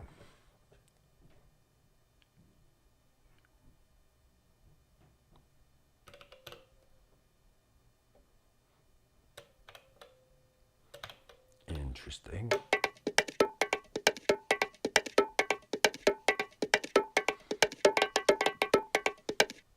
So I'm not sure exactly what that glitch is. Might have to mess with that. But so you can see, you can use this now for a lot of different stuff that you wouldn't normally use this for. Before it didn't, I mean, it kind of did time stretching, but if anybody's used the warp mode in the Digitakt 1, which is also available in here, it wasn't really time stretching. I think the name was deceiving for people who have Ableton and they think that it's a warp mode, that it will actually time stretch. All it does is chop it up and it moves those chops apart. So it made things sound like really glitchy sounding and it didn't actually time stretch the way this is. And this is still not a perfect time stretch, but it is a lot better than it ever was. This is still dividing it up, but it's actually stretching each one of those divisions. So it's actually doing it a lot better. The algorithm that they have in here now is much better. So again, you don't need that. But what this allowed me to do was it allowed me to take the 1010 black box out of my setup because I didn't need a separate machine that was just doing time stretched samples. Now I can do time stretched samples here and I don't use them all that much. And so I just needed every once in a while a vocal or every once in a while a percussion loop or every once in a while an atmosphere. And now I can just do those in here and just have it be an easy thing with one piece of gear that I already was going to take with me anyway. So because it's the exact same form factor as the Digitakt 1, it didn't take up any more space than what I already had, and it just allowed me 8 more tracks of audio and the ability to use longer samples and time stretch them. So it pulled the Syntakt and the 1010 Black Box out of my rig because of that, because of what it freed up here and allowed me to do. Another thing that it does as well that's really handy, we were talking about the Perkons before. The Perkons and the Analog Rhythm, the reason why I love them both so much, or one of the reasons why, is because they have kits of sounds that you can save separately from the pattern. So if you're playing a pattern, you can drop a new kit on top of it and it will keep your same sequence, but it'll put different instruments on it. And this now has kits. So I was using the Digitakt 1 kind of like kits, and in that I wasn't sequencing it, I was sequencing it from the Oxy, and I was just using them as banks of sounds. So if I changed to a new pattern, there was no sequencing in it. It was just a new bank of sounds that I was still sequencing from the Oxy. So in effect, the sequence stayed the same and the sounds changed. Now I can do all that internally in the Digitakt, where I can keep the sequence the same and change the sounds. So again, you don't need any of this stuff, but it allowed me to reduce down some gear, which was kind of the direction I was headed. And I'm not always about using things that do a lot of things, because I think sometimes when you're performing live, if you've got those kind of jack of all trades boxes, it tends to be menu divey to do anything you want to do. And that's why I have this modular setup, because I want to be able to go to this filter on this voice and this filter on this voice at exactly the same time, rather than going, okay, track 1 filter page, change the filter, track 4 filter page, change the filter. This way I can just change 2 filters. So there's a lot more immediacy here, but this does a lot of things. And so that's why I use this for the things that I don't need to be as immediate. So like a looping time stretched sample doesn't need to be immediate. I'm not going in and changing parameters all the time. Whereas the sound design aspects of a voice with a filter, that needs to be way more immediate. So I'm just gonna jump in there and do that stuff. So yeah, so that's why I've got that set up that way. So let's take a look back into the chat. Let's see, the tip of low to high frequencies. Yeah, that was something that I just started doing because I couldn't keep track in my own head. When I was like, okay, I've got patterns and banks and kits and whatever. And I was like, okay, I need to simplify this. I need to come up with a way that I can always kind of know where everything is. And so that's where the kind of low to high frequency thing. And that's also where where my drum kit stuff came from. And I do this on the Analog Rhythm as well, where, 1 is always a kick, 2 is always a clap or a hat. I don't know what this kit is, but I know what everything is in it right now, right? So like 3, 4 are always percussive elements. 5 is always going to be a closed hat. 6 is always an open hat. 7 and 8 are percussive elements of one point or another. Yeah, so these are like toms. Turn up that level. Yeah. So that gives me something that I always know where it is. And when I change to another pattern, to another kit, so if I was to just go to, let's grab another random pattern in here, this is still going to be a kick. Oops, that was an awful change because this was something that I was not using for this. So let's see. Yeah, so 1 will always be a kick. This will always be a clap or a snare or a percussive element. A couple of percussions in the middle, closed hat, open hat, and then other stuff, random stuff on the high end. So you can see that way, if in the dark you accidentally change to another pattern, or if you on purpose change to a pattern, you know exactly what's going to be on that pattern if you create your own kind of convention for how you put your sounds in there. And it's a stupid little thing, but I was so happy that when the Digitakt 2 came out, they took off the labels that were on here that said like kick, cowbell, whatever, because I was never using those, and it was just like extra stuff and like sometimes confusing. So I'm glad they just blanked it out, and now you can make it be what, I mean, you could always make it be whatever you want, but now you're not like, the label says one thing, but what is it actually? So it was a stupid thing, but I was glad they took that off of there. So let's see what else. Only have the Digitakt 1, so have to use another device, but that's okay. Yeah, and like I said, well, here's the thing. So like Wabbit, I know you have the Digitakt 1, but you also have a TR8 drum machine. So like right now, I'm using 1 through 8 for drums and 9 through 16 low to high for voices. But if you wanted to, you could use your Digitakt 1 with 8 voices as just voices. They could be synth stabs and piano hits and strumming guitars or whatever you want to put in there. And then your drums could be on your other machine. Or you could use this as 1 through 8 as your drums on your Digitakt 1, and then use another machine for your voices. But that's the cool thing about this, is that you get a lot of flexibility with these machines. It's up to you to decide how you want to use them. And I think too many people look at the machines and expect it to be like perfect out of the box the way it is. These are still tools. These are still instruments. So like, think about it like a guitar. You have the choice of how you tune it, what strings you put on it. Are you going to play a note by itself? Is it going to be muted? Are you going to bend the string? So you're still using it in different ways. And with these machines, you're using them in different ways too. And I think that's what makes them so cool, is that they are flexible enough that you can use them however you want. Then you get into modular. With modular, you could totally make your own machine, which is a whole nother level. And that's probably my favorite thing about modular. So yeah, there's a lot of flexibility with these machines. The Legio platform started with an oscillator, so slow moving knob was originally designed for tuning an oscillator, not getting knocked out during a performance. Yep, I totally get that. And I like that. What do I think about pole group? I don't know what pole group is. What do you mean, pole group? Explain that to me a little bit more. Maybe I'm missing a term here. But yes, no, I get that was the Legio original idea. I just think for a filter, it doesn't necessarily lend itself to that. So yeah, like I said, in this case, it doesn't change anything. It doesn't affect anything that I'm doing. So it like negatively affect anything that I'm doing with it. So yeah, that's cool.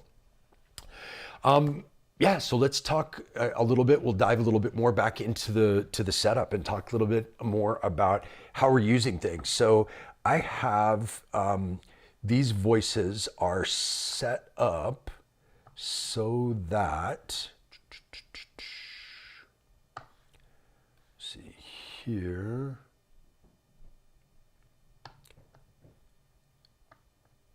Let's see what's coming up. Oh, Oscar Malero. Yes, I love Oscar Malero. But I didn't know that's what we were talking about. I thought we were talking about a piece of gear. You had me confused for a second because we were on this gear mentality thing. So basically with the Oxy One, I have the 4 sequencers set up to be doing different things. So sequencer 1 is sequencing drums.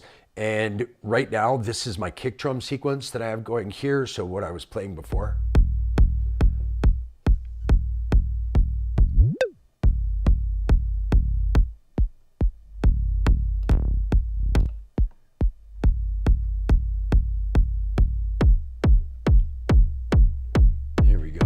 Sorry, I went back to that preset that I was messing around with. So back to my kick drum. So yeah, so the kick drum is here, and you know, just to be able to like sequence different things, like if we want to break this up into a break beat or something else, you can do that pretty easily in here. This is also sequencing a couple of channels in the Oxy One, and I right now have the Oxy One set up so that those channels are set up to be samples. So they would be samples of drums. So if for some reason something was to go wrong with this, I still have some backup drums that are in there, but right now I'm not using this too melodically. Then we've got The second sequencer, this is set up as a mono sequencer, so this is just going to one instrument instead of going to multiples like it was on the other one. You can set all 4 of these to be whatever kind of type of sequencer you want. So this mono sequencer is going to, yes, so this is going to this bass module right here. So you can, so that's going to the Erica Sense bass line.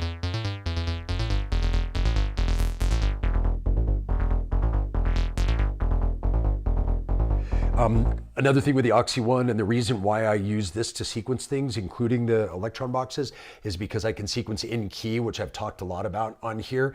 But I can set this to the key that I like, and these are the steps in a mono sequencer, and these are the notes within whatever that scale is that I've set it to. So anything that I tap into here, so if I just put in something all the way across, it's going to be one tone,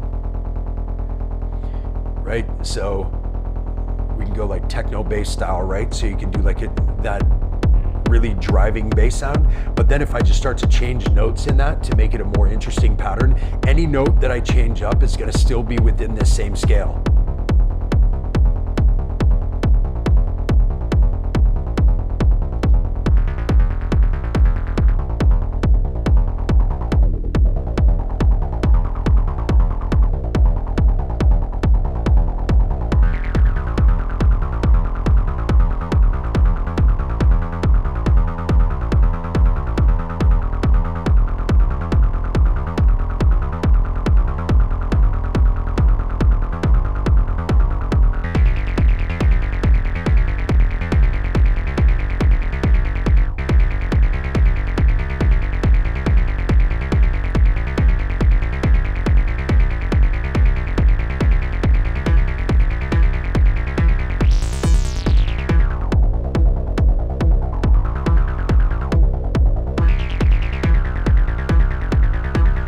So you've got the ability to really just kind of go off and improvise this.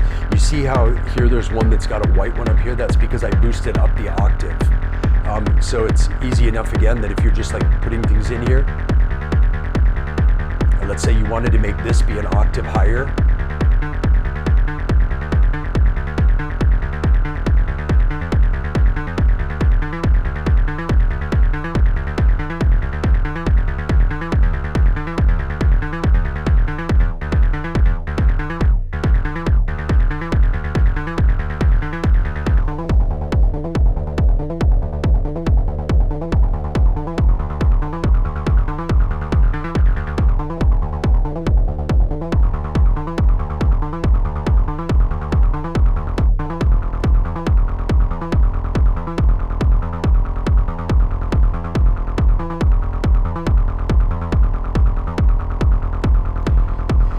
so you see, you can just kind of jam on it, and it's, you know, I love the fact that you can, anytime you have something that gives you some sort of guardrails, like being in key, for me, that encourages play. That encourages experimentation. It encourages you to mess around with things. And when you mess around with stuff, then you are gonna find the things that are the most interesting about what you're making. So, like, if I was to go in beforehand and lay out all these notes, that's cool and all, but what if I don't like that? This way, this encourages me to go in and just go.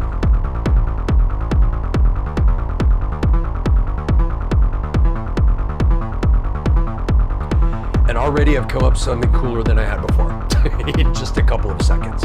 So it's, it gives you, when you have those guardrails, it kind of gives you license to play. It gives you license to experiment. Whereas, and I'll also add to that, you've also got undo and redo on this. So like if you're playing, and I just move this down, well, if I wanted to go back to what I had before, I can just undo. You know, and let's say I wanted to come back down to here, but I wanted to go back to that, I can just undo. So it's, again, when you have undo, redo, the guardrails of putting things in key, it just it's for me it's permission to explore, you know. And I think that that's when you're trying to be creative. And you know, we talked a bit earlier in the stream about DAW versus not DAW. That's for me, you know, it's for me it's not about getting off a computer. Like, I don't mind being on a computer, I'm fine, it's whatever, I've been computers my whole life. It's not about that. It's not trying to escape the computer. It's that the computer's very rigid and there's not a lot of ways to artistically explore with your hands. And like, I love to paint, for example. And if you're painting, one of the beautiful things about painting is your hands are making movements, and you're making art by moving yourself as a human.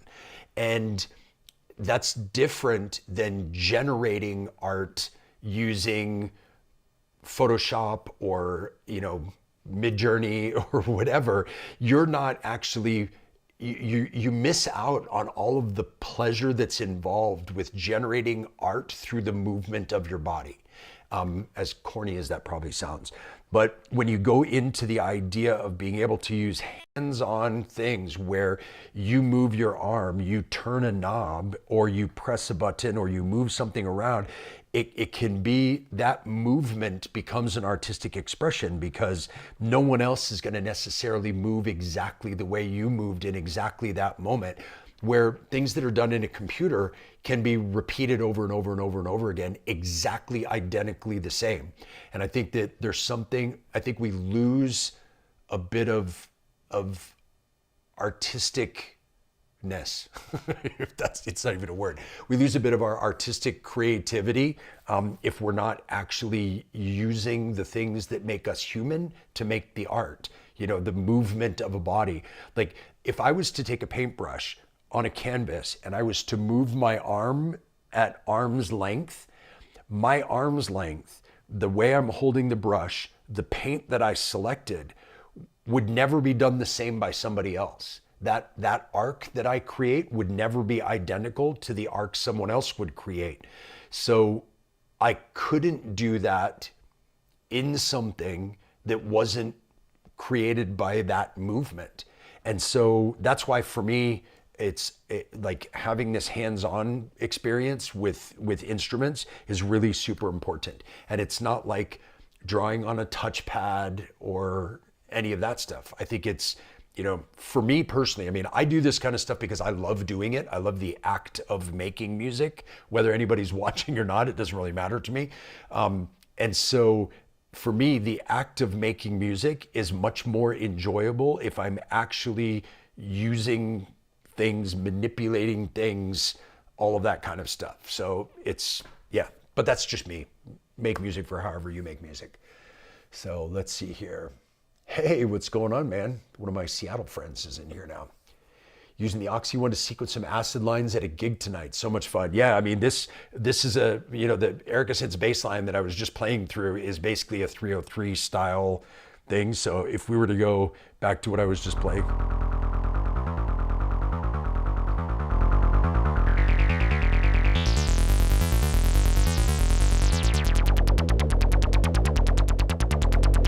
Take out this sub oscillator.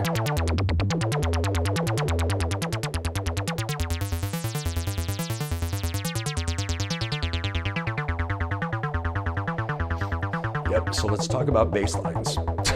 Let's talk about acid bass lines. That's why that's in my case, because it makes great sounds, and it sounds very much like a 303. And I actually have a TB03, which I've used for shows, but again, something in my case can keep me from having to bring an extra piece of gear, extra cables that can fail, an extra power supply, all that stuff. So taking things out of the rig that I haul around. So yeah, so I'm all for using this stuff to make bass lines. Let's see, deep dived already into the Droid ecosystem when Oxy came out. Otherwise, this would probably be my sequencer too. I have not been into the Droid ecosystem, but I've read a bit about it. One of my students who's doing my course is getting into it pretty heavy, and it seems really interesting. I really love what they're doing. I love the, you know, this is redundant, but the modular aspect of it, beyond being modular, system, the way that you can mix and match within the Droid ecosystem and have one module be a lot of different things, however you decide to set it up, I think is super cool. I really love it. I couldn't see myself using that as my sequencer now that I've used the Oxy One, just because of the way the Oxy works. It works the way my head works, and so like it's much easier to dial in this than it does the Droid. The Droid is a bit, it's kind of like the jack of all trades things where you're trying to get a lot into one thing. This has a lot, but with an interface that I think is really simple to get to all of the things that you want to get to. So definitely my choice, but the Droid seems really interesting, and not just for sequencing, but for like a lot of different things. It seems like a very cool ecosystem. I'm very into it. Love the painting on a canvas vibe. Yeah, the Oxy is cool for that. Yeah, something else the Oxy does that I don't even use it for, but that it can do, you've got mod lanes where you can create modulation. So like I can draw that on here, and now that can be sent as an LFO or an envelope, or that can be sent via CC to control something else, which I think is amazingly cool. Just to be able to draw those in with your hands. Again, it goes back to that painting as an artist and moving your hands and actually touching things rather than just programming stuff. Because we get into the programming side of things, and then it feels a bit less artistic, at least to me. You know, I get out of that kind of artistic mode when I get into the programming mode. And that for me is what I don't like about the computer. It's not the actually being on a computer or the screen. It's I feel like I'm programming rather than making art. And that's where this comes in. Let's see here. Show us the arranger in the Oxy. Yeah, I don't use the arranger, but I can show it to you. So up in this section up here, each one of the 4 lines is one of the 4 sequencers. So like sequencer 1 right now is set up as a multi-mode. So it's actually 8 tracks, but it all counts as one sequencer. That's sequencer 1. So then if you go into the arranger mode, this block, this row of blocks is sequencer 1. So if I wanted to save what was on sequencer 1 right now, I just hold the save button and I choose an empty slot. Now everything that was on sequencer 1 is saved right there.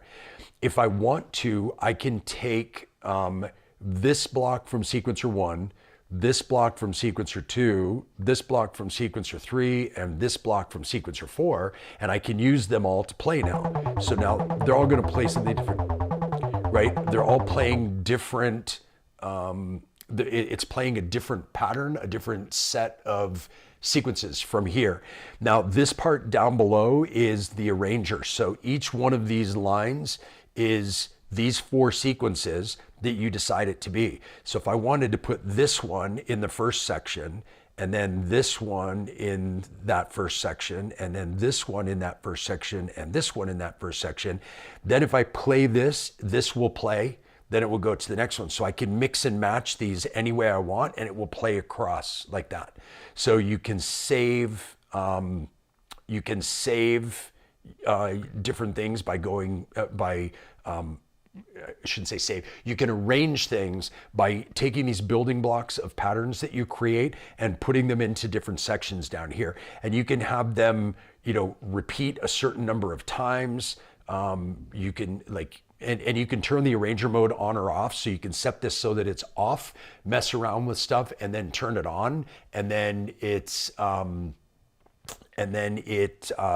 just goes from there. So the arrangers, it's very simple. Like I said, it's blocks. Like if you wanted this block over here to have this and this and this and this, okay, cool. Then it will go from here 4 times to that one, and then it will change, and then it will go to the next one you put, and then it will change, then it will go to the next one you put. Otherwise, if you don't put any more, it will go to here, and then it will loop, and it will go back to there, and that will be your arrangement.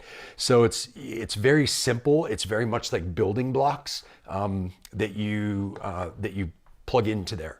And like I said, I don't use it because I don't tend to pre-record stuff or pre-plan stuff, particularly not sequences. But if that's what you're into, it's an incredibly easy way to do that. So let's see here. Who needs AI? Exactly, Rabbit. Who needs AI? AI, I read this great quote about AI, and it was somebody said, AI will not take your job. Somebody using AI will take your job. And I like to look at AI that way, like it's a tool. Like for me, automatically generating random sequences is kind of AI, or generating them in a pattern. Like it's a really simple version of it, obviously, but you're using tools that are helping you do something that you wouldn't normally do yourself, or helping you do something faster than you would normally do it yourself, or better than something you would normally do yourself. But again, when we start talking about art, yes, AI can create music, AI can create paintings and visual art and things like that, but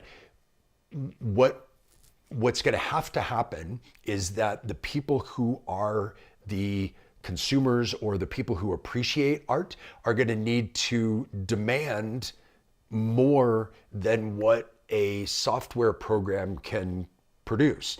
So just like if you're listening to DJs and you don't care if the DJ has any skill of selection because they've pre-selected everything in their set, all DJs are going to be like, okay, well, that's fine. I'm just going to pre-select all my songs and just play them like that.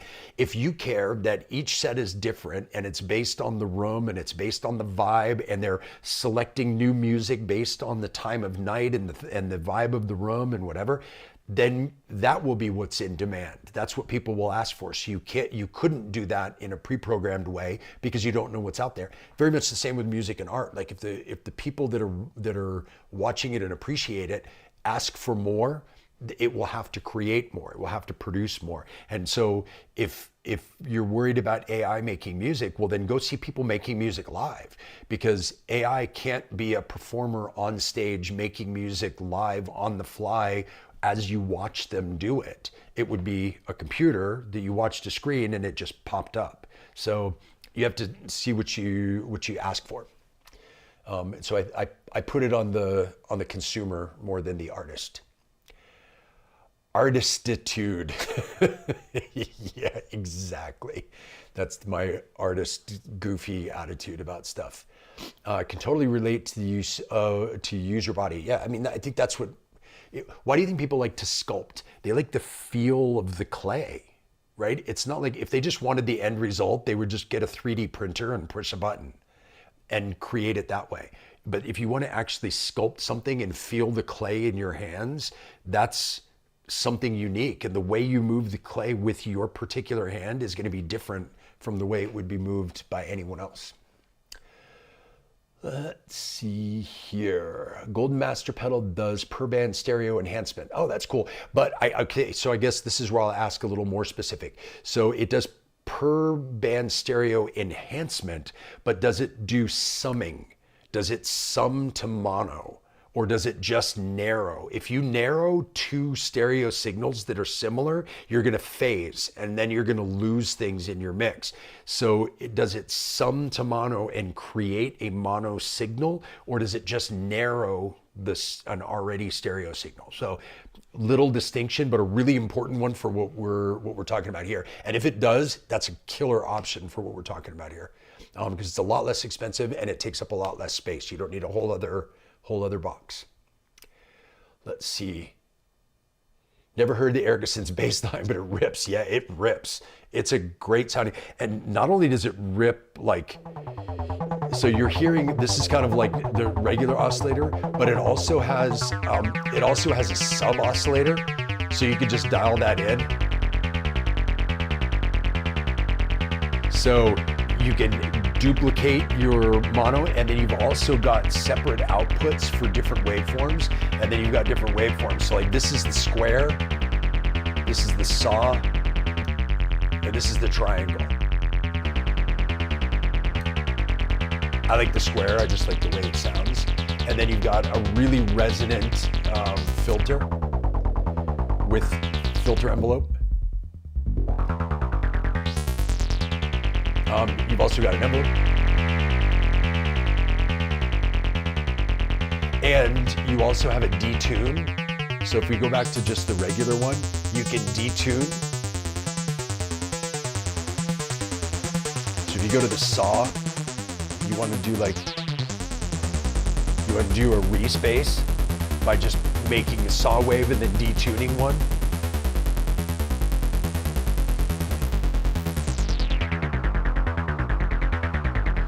So yeah, for basses, that's why I have these two in here. The only thing this doesn't do really well is FM. It does have an FM input, but it's not through 0 FM, so it doesn't stay in tune, and it kind of knocks it out depending on what the source is.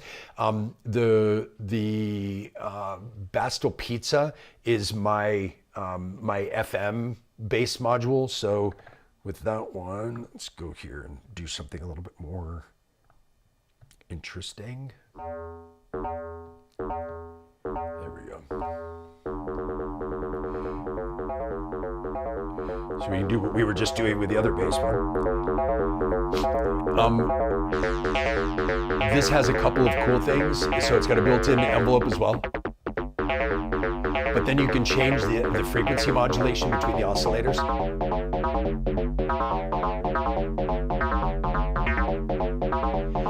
And then one thing I love about this is this top knob on a lot of oscillators, that's a tuning knob, which this is if it's in tuning mode, but it's a digital oscillator, so it doesn't ever really go out of tune. When it's not in tuning mode, it becomes an octave selector.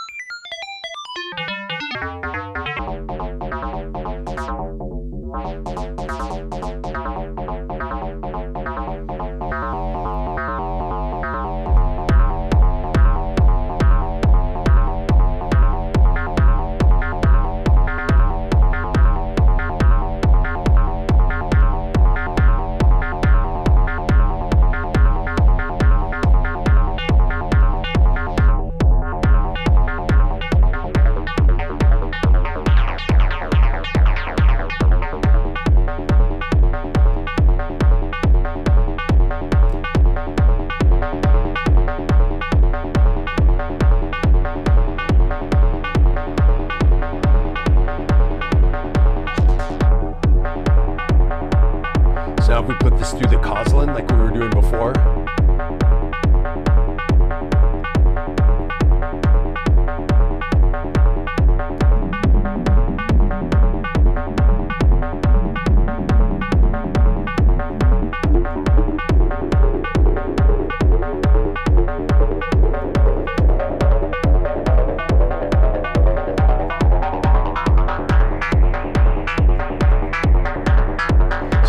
Just that one bass unit, but going through the Coslin.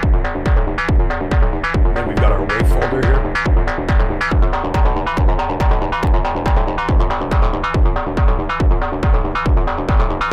And then we can send that through the Ghost.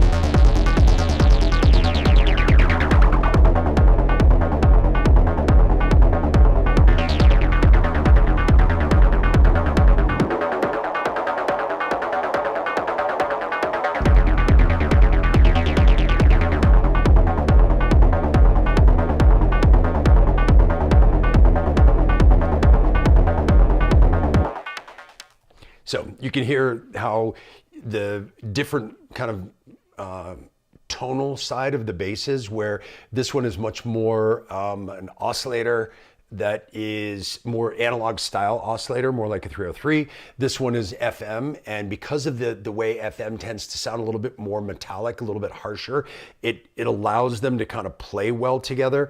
One of the things we talk about a lot in my course is about using a high bass versus a low bass. And in this case, you've got a low bass and a high bass together, so you can use them together and kind of play off with each other.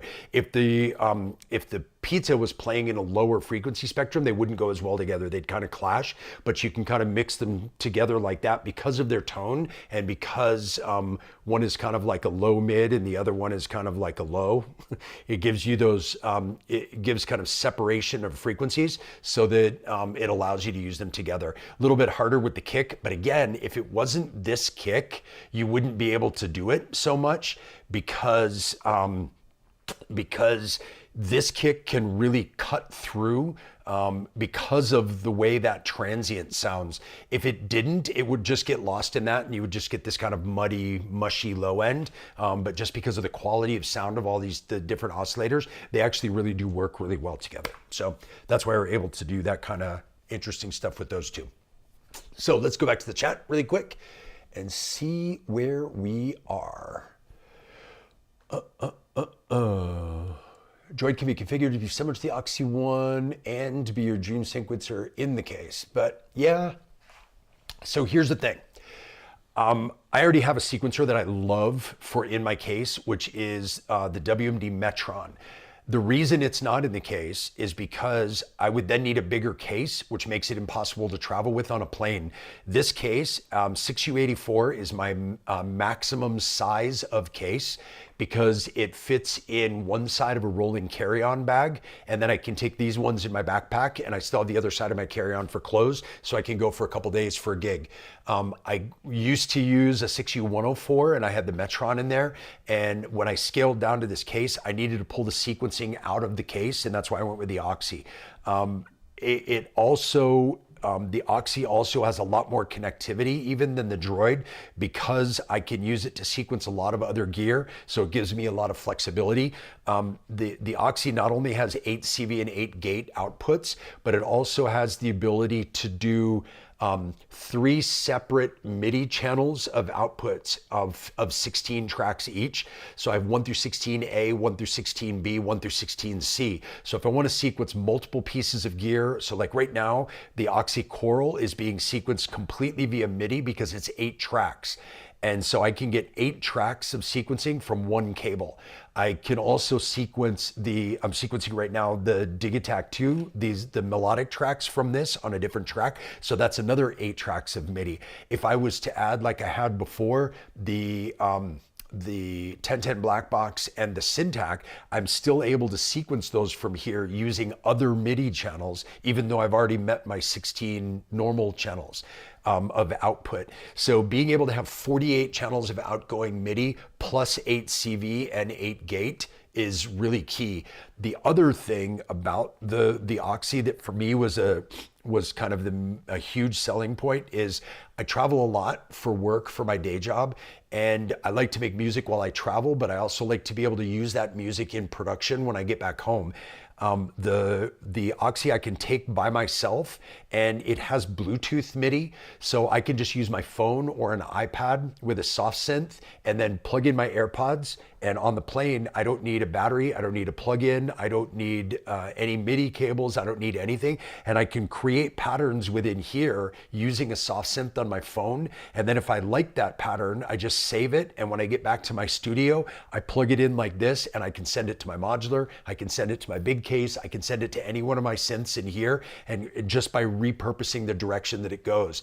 So it gave me a lot of flexibility to take my sequencing not only out of my case to make it a travel case, but it also allows me to sequence everything in my studio or just travel with it and sequence something on my phone. So it has a lot of things that I couldn't get from any other sequencer. I looked at the Hapax, I looked at the Torso T1, I looked at a Circlon, I looked at a whole bunch of other ones.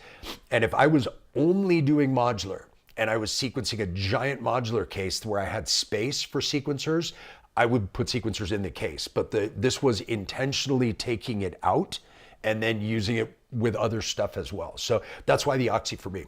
But if you want to put your stuff in the case, I think the Droid's a great option because it's smaller than something like a Metron.